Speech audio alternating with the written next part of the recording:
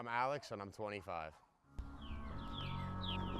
I started riding when I was about 20. I was into motorcycles my whole life and I always liked them as a kid, so I bought one when I was 20. Originally going to get it, on my way there, I had watched a bunch of crash videos in my friend's car to I guess be like, hey, this is what's gonna happen if you mess up.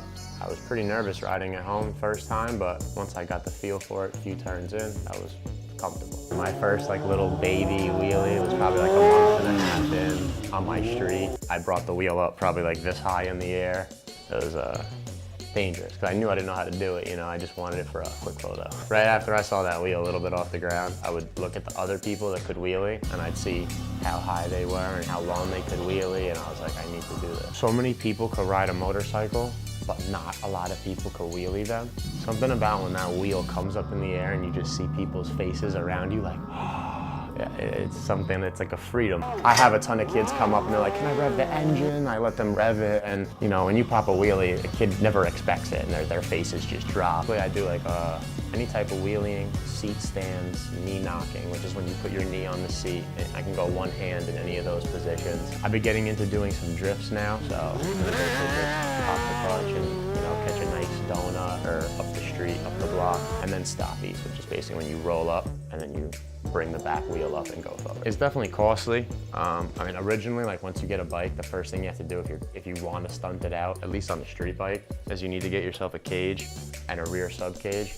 And just that alone is around $800 to $900. It has a humongous sprocket on it with a heavier chain. I have upgraded rear sets, so when it falls, my pegs don't snap off. I also have my favorite piece, which is on the back. I have a titanium skid plate. So when you're at 12 o'clock and you drop back and hit the ground, it shoots sparks for miles.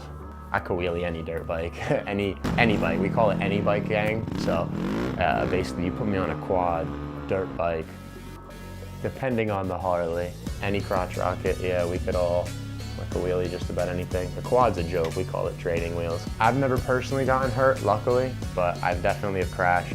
One good time, I went back to go drag my hand and it was wet out.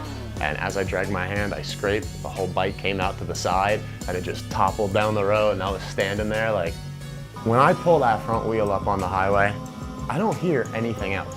I could hear the bike just a little bit, I hear the sound of my motor, but I'm so in tune with what I'm doing that has all my focus.